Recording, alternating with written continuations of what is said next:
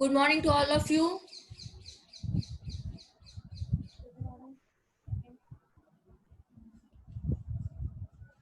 वैशाली, आवाज क्लियर है? स्नेहल,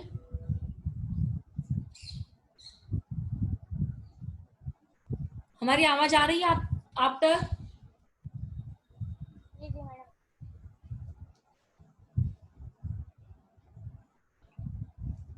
हेलो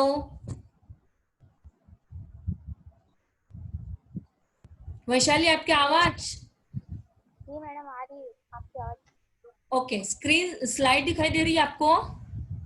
जी madam. Okay, हम लोग यात्रा साहित्य में फिर से एक बार आज की दशका में आपका स्वागत करते हैं। यात्रा साहित्य के स्वरूप, उद्भव, विकास को आप लोग देख चुके हैं। यात्रा साहित्य वस्तुतः क्या है इसे भी प्राप्त कर चुके हैं। जर्नी है, सफर है, सैर है, आकारांत शब्द अर्थात एक स्थान से दूसरे स्थान पर जाना है। प्रयाण, प्रस्थान, तीर्थाटन, उत्सव, निर्वाह, मार्ग, कहीं जाने के लिए चलना। इस प्रकार से पारिभाषिकार भी है चतुर्वेदी द्वारिका प्रसाद शर्मा, नगेंद्र नाथ वसु, पंडित गंगेश दत्त शास्त्री, अंग्रेजी विद्वान मैकडोनल, इसे भी हम लोग देख चुके हैं। उसके पश्चात यात्रा का जीवन से किस प्रकार से अविच्छिन्न संबंध होता है वो भी हम सभी के साथ शेयर कर चुके हैं। आवश्यकताओं की पूर्ति के साथ साथ प्रकृति के प्रति आकर्षण यात्रा के लिए किस प्रकार से बाध्य कर देता है, यह भी हमने देखा, सुना। साहित्यिक यात्राओं से मंत्र मुद्दे किस प्रकार से हम लोग हो जाते हैं वो भी प्राप्त किया। Faxian, I Tsing, Ibn Battuta, Alberuni, Marco Polo, Tavernier, Bernier, इस प्रकार के जो पाश्चात्य विद्वान हैं, तो पाश्चात्य विद्वानों से ही भारतीय विद्वानों को यात्रा साहित्य की प्रेरणा मिली, यह कहना अनुचित न होगा। साथ ही में हम प्राप्त करते कि आंतरिक प्रेरणा का आभास कैसे होता है, किस प्रकार की आंतरिक प्रेरणा होती है, और भारतीय धर्म और संस्कृति का संदेश जो हमें यात्रा साहित्य के जरिए मिलता है वो भी हम लोग प्राप्त कर चुके हैं। उसके पश्चात हम लोगों ने आपको बताया था कि हिंदी साहित्य और पाश्चात्य साहित्य, इन दोनों की तुलना में पाश्चात्य साहित्य की देन हिंदी साहित्य ने किस प्रकार से ली, यह भी हम आपके सम्मुख पेश कर चुके हैं। उसके पश्चात है यात्रा साहित्य का स्वरूप। तो यात्रा साहित्य के स्वरूप में हम आपको बता चुके हैं कि जैसे स्थल यात्रा है, यातायात के जो साधन है, जो स्थल यात्रा है, जल यात्रा है, उसके पश्चात आकाश यात्रा है, मतलब वायुयान के माध्यम से, जहाज के माध्यम से हम किस प्रकार से यात्रा करते हैं। स्थल यात्रा से तात्पर्य किसी ऑटो से, किसी बस से, और जल यात्रा से तात्पर्य जहाज से, आकाश यात्रा से तात्पर्य फ्लाइट से। ये सारी चीजें हम आपसे शेयर कर चुके हैं। उसके पश्चात विषयानुसार यात्रा साहित्य जो आ रहा है हमारा, तो विषयानुसार यात्रा साहित्य में धार्मिक यात्रा है, सांस्कृतिक यात्रा, साहित्यिक यात्रा, ऐतिहासिक यात्रा, भौगोलिक यात्रा और राजनीतिक यात्रा। हम लोग राजनीतिक यात्रा तक पहुंच चुके हैं कि किस प्रकार से धर्म को लेकर यात्रा होती है, किसी संस्कृति को देखने की चाहत होती है तब यात्रा की जाती है।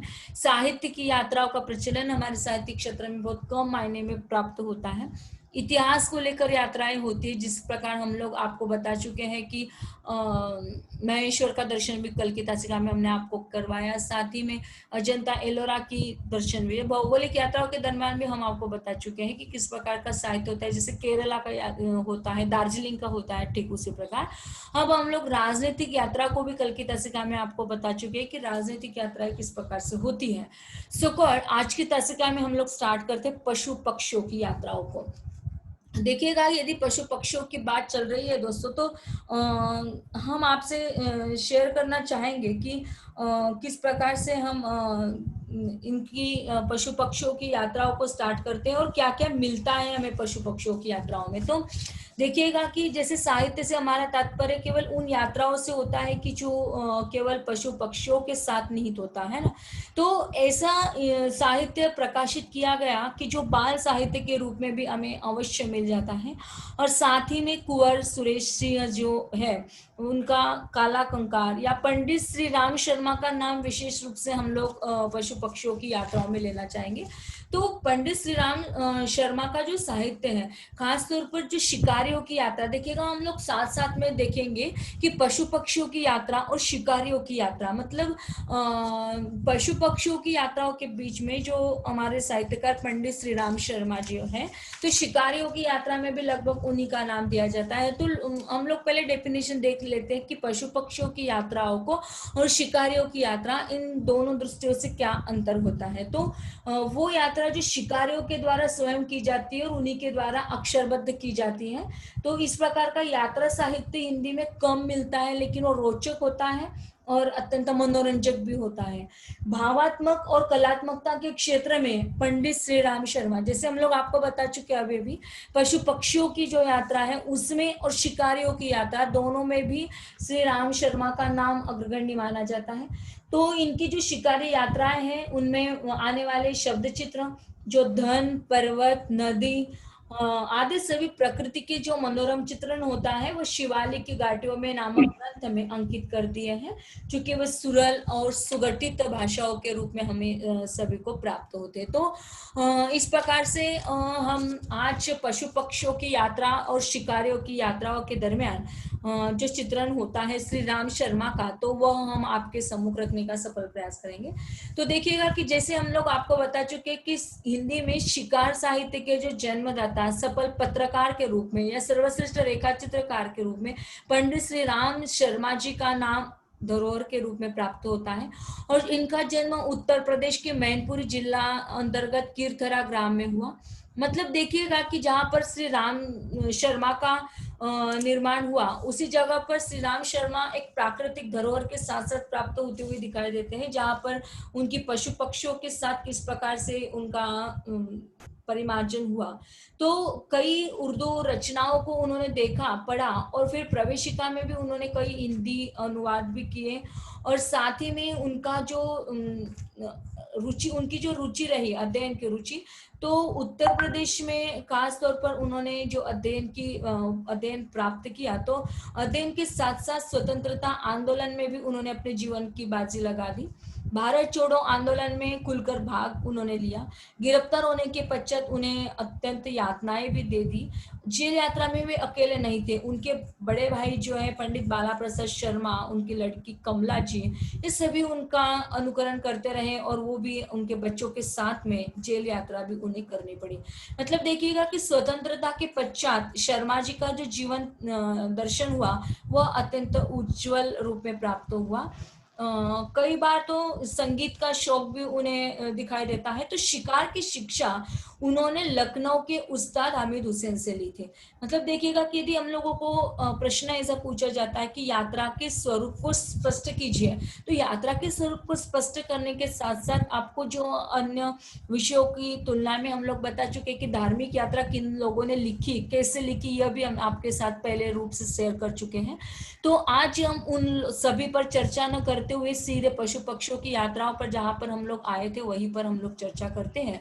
तो पंडित श्री राम शर्मा का जो साहित्य है वह साहित्य पशु पक्षियों की यात्रा के लिए और शिकारियों की यात्राओं के लिए देखा जाता है। तो मूलतः हम देखेंगे कि शिकार की शिक्षा उन्होंने लखनऊ के उस्ताद जो थे उनके उस्ताद, तो उनके उस्ताद से उन्होंने लिया, हामिद हुसैन से उन्होंने प्राप्त किया।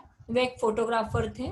उन्होंने गांधी जी, आचार्य महावीर प्रसाद द्विवेदी, रविंद्रनाथ ठाकुर जी आदि की फोटोग्राफ लिए थे। और उन्होंने अत्याधिक रूप में कुश्ती लड़ने का जो शौकीन उन्हें था, तो उन्होंने वो विशेषज्ञ भी थे। कलम, बंदूक, कैमरा और सितार का अद्भुत समन्वय जैसा उनमें हुआ वे अद्भुतपूर्व थे। एक समय था कि वो सितार, कैमरा, बंदूक, कलम निरंतर रूप में उनके साथ रहा करती थी। और जहां एक और उनका क्रांतिकारी पुरुष का त्यागमय रूप सामने आता है, वही रामकली के रूप में गृहस्थ की सुख की स्मृति भी भीगी हुई पलकी के रूप में उनके प्राप्त होते हैं। खेलने की जो शिकार खेलने की जो धुन उनके सिर पर सवार थी, उसी जगह पर पशु पक्षियों का अध्ययन भी उनके लिए महत्वपूर्ण था। हम लोग साथ साथ में चल रहे, देखिएगा कि पशु पक्षियों की यात्रा को भी हमें देखना है, शिकारियों की यात्रा में भी देखना है। तो पंडित श्री राम शर्मा को हम दोनों जगह पर लेंगे। पशु पक्षियों की यात्रा उन्होंने कैसे की और साथ ही में शिकारियों की यात्रा उन्होंने कैसे की। तो शिकार खेलने की धुन के पीछे पशु पक्षियों का अध्ययन ही उनके लिए महत्वपूर्ण था। उन्होंने अध्ययन की खातिर जानवरों को मारा नहीं, उनको एक एक बात की जानकारी के लिए महीने लगा दिए। जंगली जीवों से उनको विशेष प्रेम दिखाई देता है।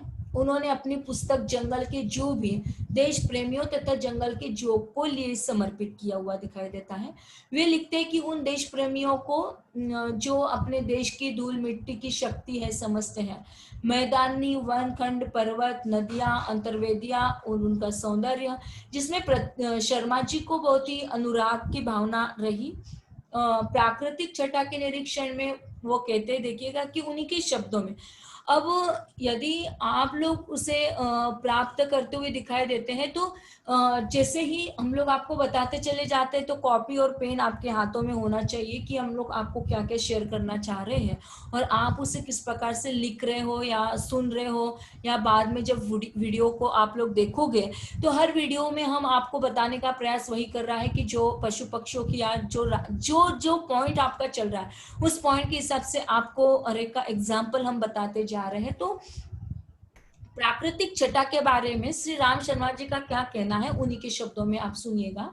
प्राकृतिक छटा के निरीक्षण में मुझे वही मजा आता है जो मोर को गर्जन में, बतख को तैरने में और शिकारी को शिकार करने में आता है। मोटर की बैटरी जब समाप्त हो जाती है तब बिजली घर में उसको चार्ज करते हैं।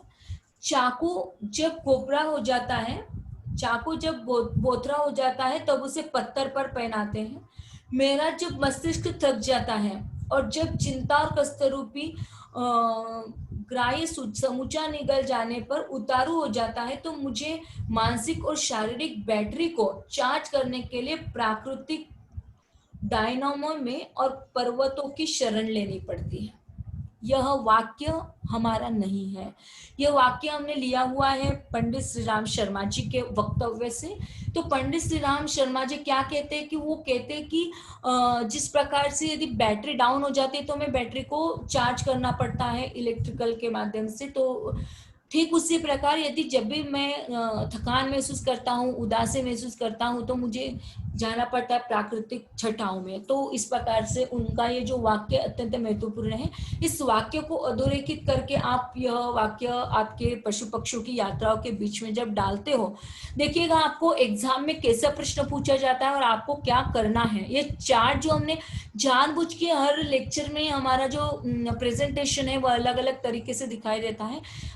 जैसे स्पेशल की रूप में यदि हम लोग बताते हैं आपको, तो स्पेशल में हम आपको पहले लेक्चर्स बता दे तो वीडियो लिया, वीडियो में हम लोगों ने वीडियो के साथ साथ आपको ब्लैक बोर्ड की भी सूचनाएं दी। यात्रा साहित्य में हमारा पहला लेक्चर जो हुआ वो भी हम बता चुके आपको कि किस प्रकार से होना चाहिए वीडियो के जरिए। अब दूसरा मार्ग हमने अपनाया कि पीपीटी मतलब टाइप किया हुआ जो होता है प्रेजेंटेशन, वो भी स्लाइड आपको दिखाई। और अभी आपको दिखाने का प्रयास है कि जो हाथ से लिखा हुआ है ना, हाथ से आप ऐसा भी लिख सकते हो। जब आपको सवाल किया जाता है यात्रा के स्वरूप को स्पष्ट कीजिए, तो ऐसा चार्ट आप बना सकते हो, या और कई चार्ट बनाने की विधि है। जैसे कोई सर्कल बना सकता है, कोई पेड़ बना सकता है, कोई पेड़ पर एप्पल बना सकता है। आपको चॉकलेट पसंद है तो चॉकलेट को धार्मिक यात्रा, सांस्कृतिक यात्रा, ऐसे आप लोग जैसे आपको सुविधा लगती है ड्राइंग के हिसाब से आप उसमें पेंट करके आप लिख सकते हो। तो पशु पक्षियों की यात्राओं में आपको यदि लिखना है तो श्री राम शर्मा का जो पंडित श्री राम शर्मा का जो एग्जाम्पल हमने आपको दिया कि वो क्या कहते हैं, तो वह आप उसमें डाल सकते हो।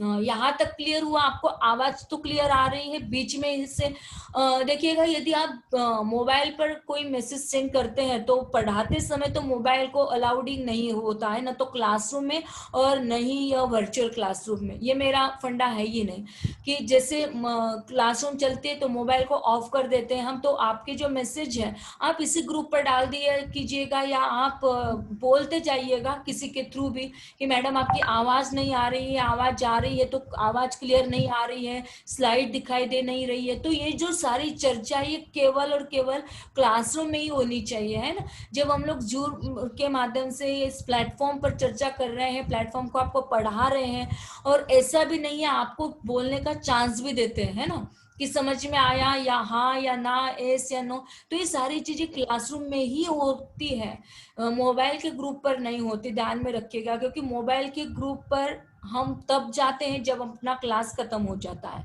और क्लास खत्म होने के पश्चात यदि जाते हैं तो कोई वास्ता नहीं रहता है, क्योंकि समय आपका बर्बाद होगा। तो आप हमें ये बताइएगा, अब ये आवाज हमारी क्लियर आ रही है? जी मैम आ रही है। Yes ma'am. ओके। किसी को कोई सवाल होगा तो अभी अभी तो हम लोग आए हुए हैं, अभी आगे बढ़ने से पूर्व यहाँ तक आए हुए आपने क्या गूगल क्लासरूम के वीडियो को देखा है? धार्मिक, सांस्कृतिक, साहित्यिक, ऐतिहासिक, भौगोलिक, राजनीतिक, लगभग सभी वीडियो को हम लोग डाल चुके अब तक आए हुए कि कितने यात्रा साहित्य के जितने भी लेक्चर्स हुए। शायद मुझे लगता है कि केवल कल की जो तासिका है, तो कल की तासिका का वीडियो हम अपलोड करना भूल गए हैं, तो आज वो भी अपलोड हो जाएगा। आज का और कल का एक ही साथ में डाल देंगे। लेकिन क्या अब तक के हुए लेक्चर्स को आप सभी लोग गूगल क्लासरूम में जाकर देख चुके हो? नहीं मैम। क्यों नहीं देखे? मैम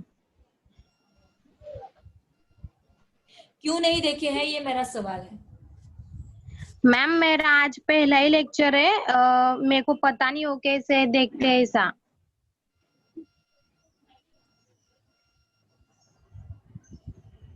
ठीक है, आपका पहला लेक्चर है, लेकिन इसके पश्चात आप लेक्चर्स के पश्चात जब आपके लेक्चर सब खत्म हो जाएंगे तो आपकी जो सहेली है उजाला, वैशाली, कविता है, और आज मुझे लगता है कि शुभांगी और स्नेहल, ये आप जुड़ते हो हमेशा, लेकिन आप क्या देखते हो क्या बेटा कि आपका गूगल क्लासरूम में आप लोग जाकर देख रहे हो वीडियो को? तो नहीं देख पाए हो तो उजाला, वैशाली, कविता, विद्या, इन बच्चों से आप लोग कांटेक्ट में रहिएगा। तो ये बच्चे आपको बता देंगे कि कैसे आपको जुड़ना है। क्योंकि देखिएगा, जैसे अभी आप लोग कन्वर्सेशन कर रहे हो ना, तो यही कन्वर्सेशन आपको गूगल क्लासरूम में मिलेगा। इसमें कोई एडिटिंग नहीं करवा रहे हैं। एडिटिंग इसलिए भी नहीं करवा रहे हैं, एडिटिंग हो सकता है उस वीडियो में, क्योंकि ये सारी जो चीजें हैं ऐसे की ऐसी यूट्यूब पर डलवाई जाएगी, इसलिए हम इसमें एडिटिंग नहीं करवाना चाहते कि बाकी के जो लोग आपके साथ नहीं जुड़ रहे हैं वो भी इन सभी चीजों को देखे, समझे, सुने कि ये सारी चर्चाएं क्लासरूम में हो रही है, जूम मीट पर हो रही, तो हम लोग भी जुड़ने का प्रयास करेंगे। तो शायद एक बढ़कर एक, तो फिर जैसे एडमिशन आपका हुआ है तो वैसे ही हमें लगता है कि यहाँ पर भी क्वांटिटी बढ़ जाएगी। दोस्तों, मैं आपको और एक चीज बताना चाहते हैं कि मुझे क्वांटिटी से प्यार बिल्कुल नहीं, मुझे क्वालिटी से प्यार है, ध्यान में रखिएगा। तो जितने क्वालिटी वाले लोग होते वही लोग जुड़ने का प्रयास करते हैं तो मुझे भी अच्छा लगेगा। क्योंकि क्वांटिटी बढ़ गई है हमारी, मतलब यदि देखते हैं कि 100 से ज्यादा क्वांटिटी बढ़ जाती है, और देखने में आया कि इतने बच्चे बोल नहीं पाते हैं, उतने बच्चों के पास नेट कवरेज क्षेत्र के बाहर चले जाते हैं, आवाज नहीं आती है, स्क्रीन शेयर नहीं हो पाती है, तो मतलब नहीं होगा, है ना। तो क्वालिटी भी होनी चाहिए आप में, आप लोग जुड़ भी रहे हो तो आप में क्वालिटी भी वही होनी चाहिए, मतलब दिल से आप लोग यहीं पर होने चाहिए, क्लासरूम में होने चाहिए। उन्हीं की लगा दिया लेक्चर, मैडम को थोड़ी दिखाई दिया जा रहा है, ऐसी बात नहीं है। तो आपको कॉपी और पेन आपके हाथों में होना चाहिए, जो बीच बीच में डालते चले जाए। देखिएगा आप,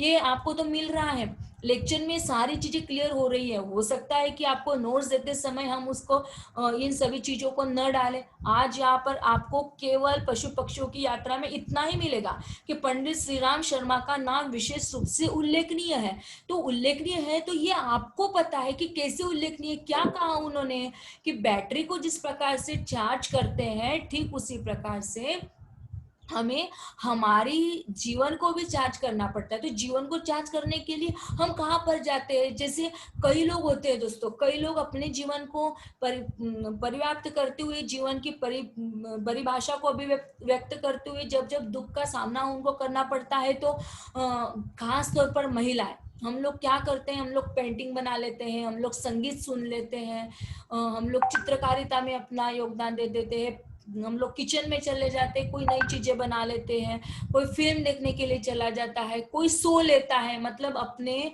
उदास मन को कुछ बहलाने के लिए हम लोग कोई गार्डन में चला जाता है। तो इस प्रकार का कार्य करते हैं। और पुरुष होता है तो पुरुष क्या कार्य करता है? पुरुष तो मधुशाला का आश्रय लेता है खास तौर पर, है ना। तो मधुशाला क्लियर हो गए ना? कविता, उजाला, वैशाली, शुभांगी, स्नेहल, कोमल, मधुशाला से तात्पर्य क्लियर हो गया ना?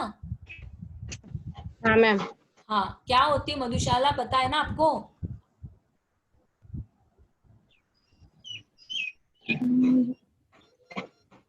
इतना क्या होती है?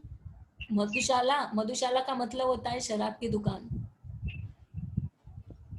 तो पुरुष वर्ग जो होता है, पुरुष वर्ग चला जाता है अपने दुख को दूर करने के लिए थोड़ा पी लेता है और वो क्या कहता है कि नहीं चलो हम अपने दुख को पार करते हैं, हमारे दुख को भुलाते हैं, लेकिन ये केवल पल भर के लिए खुशी होती है। दोस्तों ध्यान में देख सुनिएगा और रखिएगा कि जब वो व्यक्ति मधुशाला में जाता है तो केवल पल भर के लिए यह सारी चीजें खुशी की एहसास उसे मिलता है। तो ठीक उसी प्रकार जब हमारे श्री राम शर्मा उनको ऐसा लगता है कि मैं कुछ जीवन की उदासियों की ओर चला जा रहा हूं, तो तब वह अपने बैटरी को चार्ज करने के लिए कहां पर चले जाते हैं, तो उन पशु पक्षियों के बीच में वो चले जाते हैं, उन प्राकृतिक धरोहर को वह प्राप्त करने के लिए चले जाते हैं, शिकार करने के लिए चले जाते हैं, जिनसे उनको उनके बैटरी चार्ज हो जाते हैं और उनको जीवन का एक एहसास हो जाता है। तो ये जो एग्जाम्पल हमने आपको अभी भी बताए, तो उन एग्जाम्पलों को केवल श्री राम शर्मा का नाम विशेष उल्लेखनीय पाया जाता है पशु पक्षियों के यात्राओं के रूप में और शिकार की यात्राओं के रूप में।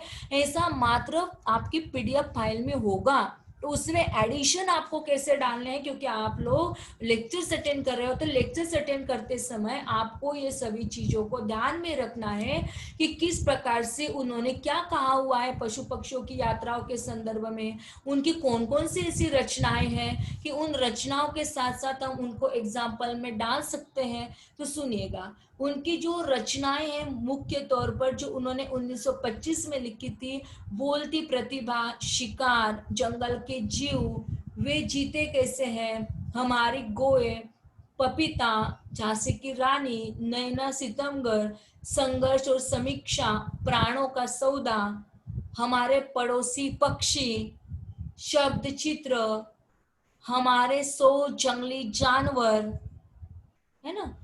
तो इस प्रकार उनकी अन्य जो पुस्तकें हैं, उनकी जो बुक्स उन्होंने लिखी हुई हैं, तो वह शिकार के संदर्भ में है, पशु पक्षियों के संदर्भ में। देखिएगा, ये सारी चीजें आपको इसलिए बताना चाहेंगे दोस्तों, ये ब्रॉड क्वेश्चन अब तो नया है, सिलेबस आपका पूरा नया है।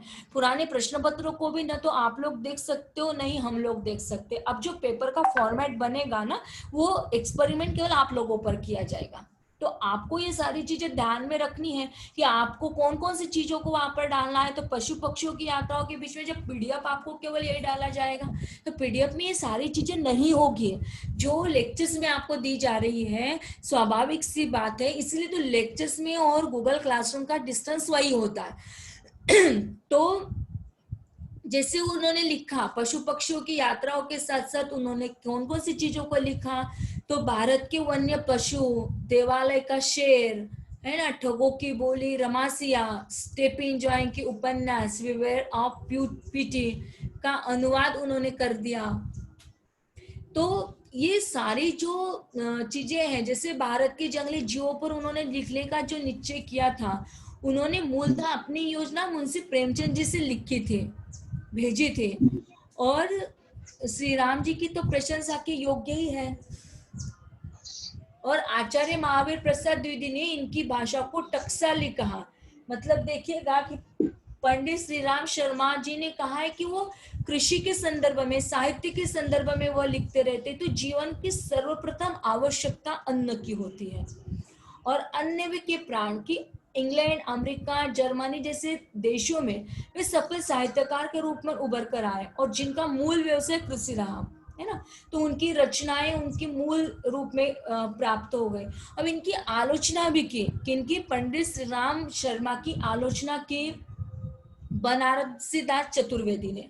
और फिर बनारसीदास चतुर्वेदी क्या कहते हैं कि पशु पक्षी, वन पर्वत, खेत खलिहान, चंदा, चमार, गोविंदा, अहिर, पीताम्बर, धोबी, इन सबके साथ श्री राम जी की गहरी दोस्ती थी, और इन्हीं के द्वारा उनकी भाषा शैली का निर्माण हुआ। उन्होंने जीवन से वास्तविक शिक्षा पाई, और यही वास्तविक शिक्षा थी, और उनके बाद उन्होंने खून से लिखा था, इस कारण उनकी लेखन शैली में सजीवता थी। देखिएगा कि जब कोई भी साहित्यकार लिखता है मेरे प्यारे दोस्तों, कि कोई भी साहित्यकार हो, दुनिया भर का तमाम साहित्यकार, तो उन साहित्यकारों में लिखने की जो शैली होती है ना, लिखने की जो स्टाइल होती है, वह हर एक की अलग अलग होती है। तो जब भी कोई साहित्यकार लिखता है, तो उस साहित्यकार के पीछे लिखने का अपना अपना एक तजुर्बा होता है, एक ढंग होता है।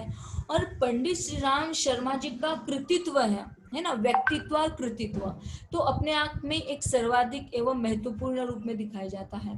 उनका साहसिक साहित्य है शिकार, प्राणों का सौदा, जंगल के जीव और इस प्रकार की महत्वपूर्ण कृतियां। साहसिक साहित्य में उन्होंने विशेष रूप से शिकार साहित्य की रचना की। शर्मा जी की शिकार साहित्य की सबसे बड़ी विशेषता क्या है? तो वह है केवल शिकार की घटनाओं का इतिवृत्तात्मक वर्णन करना नहीं, बल्कि शिकार की रोमांचक घटनाओं का काव्यात्मक, अलंकारिक, मुहावरेदार, सजीव शैली में चित्रण करना, है ना। और शिकार के साथ साथ वह प्रकृति के कोमल भयानक जो दृश्य होता है, वन, पर्वत, नदी, इतना प्रभाव और मनोहारी चित्रण वो करते हैं कि उनकी गद्य रचनाओं को पढ़ने के पश्चात ऐसा लगता है कि वो सही में शिकार साहित्य के जन्मदाता ही माने जाते हैं।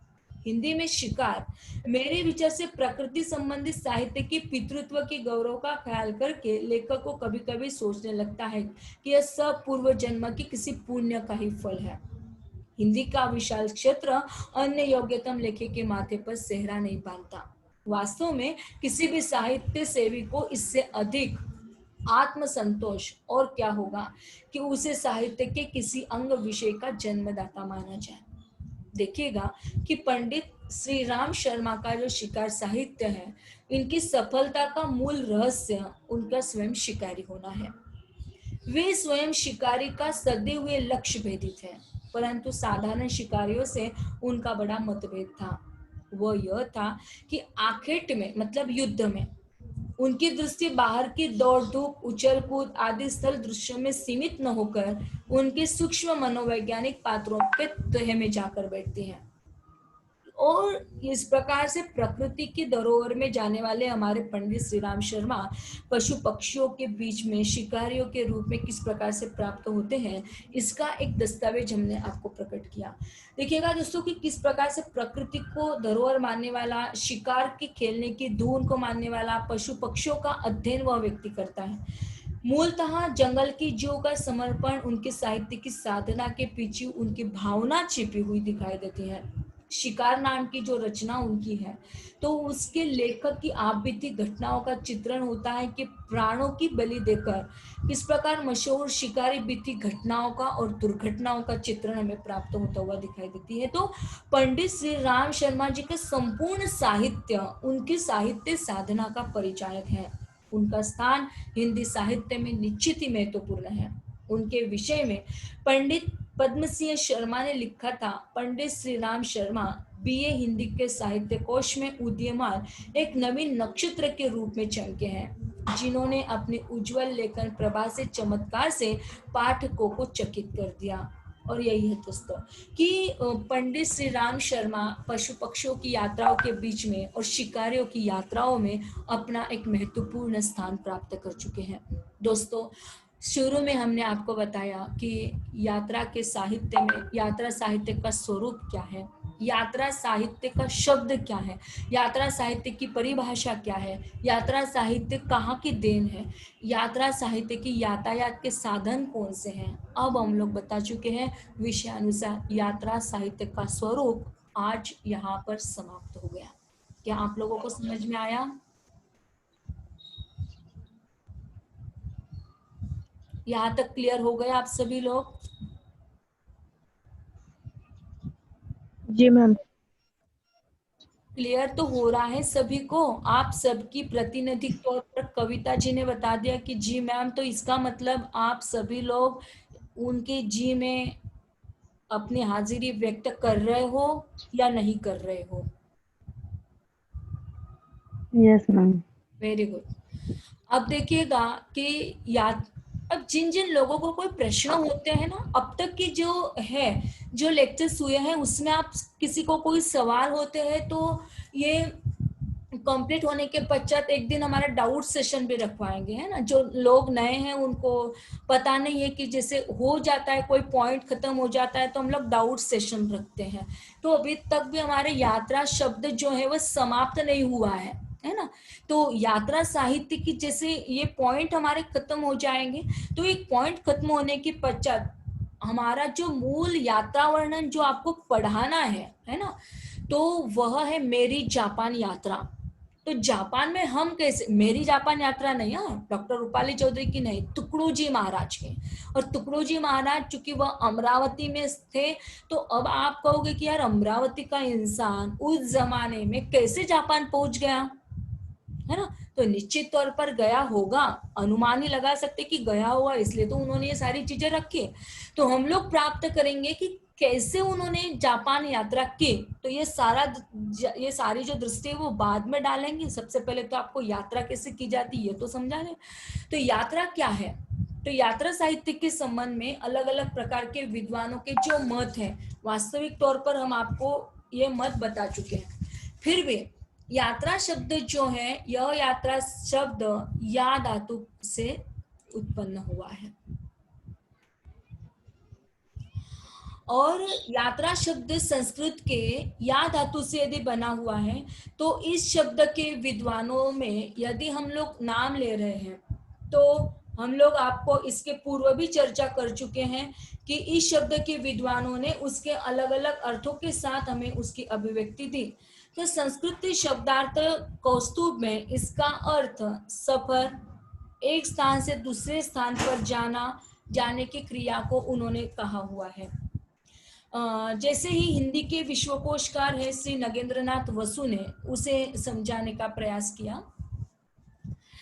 और यात्रा शब्द संस्कृत की या धातु से उत्पन्न हुआ, इसका अर्थ होता है सफर करना, एक स्थान से दूसरे स्थान पर जाने की क्रिया को प्राप्त करना।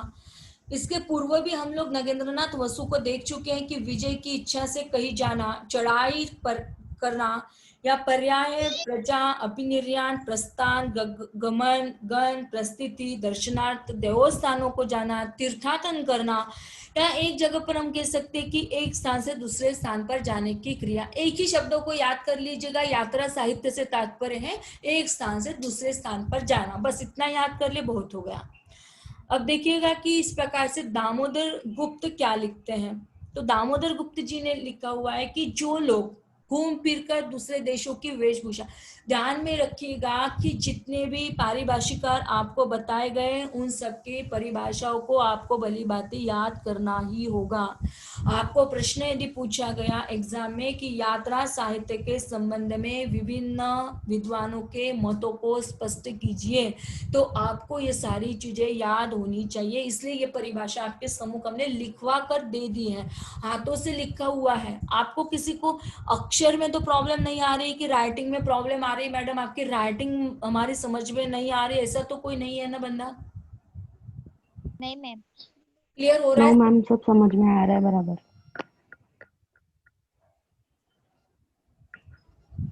हो सकता है बेटा कि हमारी राइटिंग आपकी समझ में नहीं आए, लेकिन समझे में आए इस हिसाब से हमने लिखने का प्रयास किया हुआ है। इसलिए लिखा हुआ है ताकि आपको अलग अलग स्टाइल भी समझ में आए, कि पहले तो दिखाई दे वीडियो के माध्यम से, ब्लैक बोर्ड के माध्यम से, फिर स्लाइड के माध्यम से। अब ये स्लाइड तो बनाए, लेकिन ये स्लाइड तो हमने अलग ही बना दी, क्योंकि मुझे नहीं पता आप लोगों को किस किस ढंग से लोग पढ़ा रहे हैं, आप लोग जान रहे हो उन हिसाब से, लेकिन पढ़ाने का अलग अलग तरीकों को इसलिए भी समझाने का प्रयास कर रहे हैं। हो सकता है कि आपको कोई असाइनमेंट कोई टीचर्स ऐसे भी दे दें कि आपको प्रेजेंट करना है, तो आप लोग, जरूरी नहीं है दोस्तों कि आप लोग टाइपिंग के ही जरिए आप उसे प्रेजेंट करो, है ना। तो जैसे लोगों को समझ में आ रहा है, अब आप हमारी आज के क्लासरूम में 7 लोग जुड़े हैं, तो 7 लोगों को समझ में आ रहा है एस या नो? यस मैम आ रहा है। अब आशा करते हैं कि सभी को आ रहा होगा। Yes ma'am. तो यदि आपके क्लास रिप्रेजेंटेटिव ने, मतलब सीआर ने, सीआर होता है ना हर क्लास का, तो आपके क्लास के सीआर ने यदि बता दिया, कविता ने या उजाला ने यदि बता दिया एस मैम, तो हम लोग आगे बढ़ेंगे। स्वाभाविक तौर पर सभी से चर्चा नहीं हो सकती। तो जब दामोदर गुप्त कहना चाहते हैं, तो ये सारी चीजें इसलिए बताना चाहते हैं दोस्तों कि आपको यदि ब्रॉड क्वेश्चन पूछा गया, तो जो यात्रा साहित्य के संबंध में अलग अलग लोगों के जो मत है, जो हमने इसके पूर्व भी आपको बताया है। पहली स्लाइड में देखिएगा, यदि हम लोग चलते पहले स्लाइड पर, है ना, तो पहली स्लाइड को देख रहे हैं आप लोग, दिखाया जा रहा है आपको। तो यहाँ पर दिखा जाए, जैसे चतुर्वेदी द्वारिका प्रसाद शर्मा, नगेंद्रनाथ वसु, पंडित गंगेश दत्त शास्त्री, अंग्रेजी मैकडोनल्ड। अब इसके साथ साथ है ना। तो इसके साथ साथ दामोदर गुप्त जुड़ रहे हैं, आगे नीचे आएगा और भी कोई शब्द वो भी आपको, तो ये सभी विद्वानों की जो डेफिनेशन है वो आपको लर्न करनी ही है, उसे आप याद कर ही लीजिएगा, है ना। अब कैसे याद करना है, तो एक छोटा सा फंडा भी आपको बता देते हैं। तो कैसा फंडा होगा उसे याद करने का, तो आप लोग लिख लीजिएगा यात्रा साहित्य, उनकी परिभाषाओं को लिख लीजिएगा, और आपकी जो वॉल होगी, आपका जो बेडरूम होगा जिसपे आपके स्टडी रूम होगा, तो स्टडी रूम में आप लोग उसे लिख कर डाल दीजिएगा। उस रूम में उस वॉल पेपर पर बहुत अच्छे से पेंटिंग करके आप लिख कर डाल दोगे, तो जब भी सोओगे, जब भी बोलोगे, तो आप चलते फिरते घूमते फिरते दामोदर गुप्त की घूमते फिरने वाली परिभाषा को याद कर लोगे आसानी से, है ना। तो ये आसान फंडा हमने आपके सम्मुख रखा। तो यात्रा साहित्य के विभिन्न विद्वानों के मतों को आप परिभाषित कीजिए, ऐसा यदि प्रश्न पूछा जाता है तो ये सारी चीजें जो पहली स्लाइड में दिखाई दे, पहले लेक्चर से लेकर अब तक आपको उसमें लिखने हैं। चलते आगे। तो ये पूरा जो संसार है दोस्तों, ये पूरा संसार हमारा सिर संचरणशील है। मतलब संचरणशील कैसे, हम लोग क्या करते हैं, संचार करते हैं, है ना। एक जगह पर रहते तो बोर हो जाते। अभी भी मेरी जो सहेलियां 8 लोगों की जुड़ गई है यहाँ पर, आप लोग हमें दिल से बताइएगा, बिल्कुल कोई नहीं है, हम किसी को नहीं बताएंगे, आप घर पर बैठे बैठे बोर हो गए या नहीं हो गए। जी मैम जरूर हो गए। बिल्कुल बोर हो गए हैं, ऐसा लग रहा है कि यार कब कॉलेज स्टार्ट होगा, कब हम लोग कॉलेज जाएंगे, कब हम एक साथ घूमेंगे, कब, है ना, हो रहा है ना ये फीलिंग जो आप लोग फील कर रहे हो, उसी फीलिंग को। तो ये संचरण करने की जो शैली है ना, घूमने फिरने की जो शैली है, उसे अभिव्यक्त करना माने यात्रा साहित्य। तो यह संसार संचरणीय है और मनुष्य को अपने विकास के लिए निरंतर गतिशील रहना है। यदि मनुष्य को अपना विकास करना है ना, तो विकास करते हुए उसे कहीं ना कहीं किसी न किसी जगह पर तो जाना जरूरी है, बिना गए वो तो अपनी प्रगति कर नहीं सकता। तो उसे गतिशीलता से उसे आत्मसात करना। एतरतरीय ब्राह्मण में मनुष्य की आध्यात्मिकता आदि भौतिक उन्नति के लिए चरे वेति के मंत्र द्वारा उसके निरंतर गतिशील रहने पर जोर दे दिया। मतलब देखिएगा कि जो घूमने की प्रवृत्ति है, हम यूं नहीं कह सकते कि घूमने की प्रवृत्ति यात्रा साहित्य के जरिए मिली। यदि हम लोग देख रहे हैं कि हमारा एतरेय जो ब्राह्मण या ग्रंथ है, जो हमारे प्राचीन ग्रंथों के बीच में आता है ना, तो प्राचीन ग्रंथों में भी हमारे घूमने और फिरने की जो प्रवृत्ति है यह दिखाई देती। उन्होंने क्या कहा, चरे वेती, मतलब घूमते रहो, चलते रहो, चलते रहो, यह मंत्र उन्होंने दिया। मतलब गतिशील चलते रहने पर उन्होंने जोर दिया। और इसी ग्रंथ में एक स्थान पर यात्रियों की मार्ग बाधाओं का भी उल्लेख दिखाई देता है कि कैसे कि चलते हम लोग तो कई तो बाधाएं तो उत्पन्न होती है दोस्तों। हम लोग यदि किसी जगह पर यात्रा करते हैं तो क्या बिना बाधाओं की हमारी यात्रा संपन्न हो जाती है? नहीं होती। उसके लिए हम सभी लोग, यदि हम लोग चलते हैं कि दिल्ली जाते हैं, कहीं ना कहीं तो हम लोग यात्रा कर ही चुके होंगे। तो यात्रा के समय हम लोगों को कितनी बार मतलब ये देखिएगा कि जैसे हम लोग दिल्ली गए, है ना, और दिल्ली जाते हैं हम लोगों का रिजर्वेशन तो कंफर्म हो गया है, लेकिन कंफर्मेशन हमारा हो गया है, कंफर्म होने के बाद भी हम लोग मतलब दया सहानुभूति होती है। हमारे ही कोई साथी ऐसे होते हैं कि उनके बच्चों को सीट नहीं मिल पा रहे, तो हम लोगों ने अपनी सीट उन लोगों को दे दी, और क्या हुआ कि हम लोग अपने ही सीट के नीचे डाल दिया, कोई अपना बिछावट जो लाए हैं बिछावट डाल दिया, उसी पर सो गए। कल्पना कीजिएगा आप लोग। और जब वैसे सो जाते हैं, ट्रेन में सफर कर रहे हैं, ट्रेन में जा रहे हैं, अभी दिल्ली की यात्रा कर रहे हैं, तो बीच में हम लोगों ने हमारी सीटों को दे दिया, और बीच का जो पोर्च बनता है ना, उस जगह पे हमने अपनी बिछाई डाल दी और सोए हुए हैं। और एक चाइनीज, आप लोगों को पता है कि चाइनीज कितने बड़े होते हैं, मोटे होते हैं, बड़े का मतलब मोटा होता है ना, और वो ऊपर से नीचे आया, और ऊपर से नीचे आते हुए वो धड़ाम से गिर गया, और वो जैसे गिरा हो आपके शरीर पर, क्या हालत हुई होगी आप यकीन कीजिएगा। ये यात्रा का सफर है ना, ये हमने किया, हमने नहीं किया, एक जस्ट कल्पना की और वो आपके साथ हमने शेयर किया। तो इस प्रकार से जो चीजें हम आपको बताने का प्रयास कर रहे हैं वो यात्रा के दौरान कर रहे हैं। तो यात्रा कैसे होती है, तो यात्रा का एक मार्मिक एग्जाम्पल हमने आपके सम्मुख रखा कि जब यात्रा व्यक्ति करता है तो कई प्रकार की समस्या उसमें आती, कई प्रकार की बाधाएं उसमें आती, है ना। तो इसी ग्रंथ में, मतलब एतत्रेय ब्राह्मण में जब घूमने वाली चरेवेति वो कहता है, तो दूसरी जगह पर वो क्या कहता है देखिएगा, किसी ग्रंथ में एक स्थान पर यात्रियों की मार्ग बाधाओं का भी उल्लेख मिलता है। मतलब मनुष्य के व्यावहारिक जीवन में जब यात्रा पर प्रकाश डालता है तो दामोदर गुप्त क्या कहते हैं, तो देखिएगा क्या कहते हैं, सुनिएगा बड़े अच्छे से और ध्यान रखिएगा। जो लोग घूम फिर कर, ध्यान देकर सुनिएगा, हो सके तो इसका पिक निकाल लीजिएगा, हो सकता है तो कॉपी पेन से उसे लिख लीजिएगा, जो आपको पॉसिबल हो आप उसे कीजिएगा। जो लोग घूम फिर कर दूसरे देशों की वेशभूषा, जो लोग घूम फिर कर दूसरे देशों की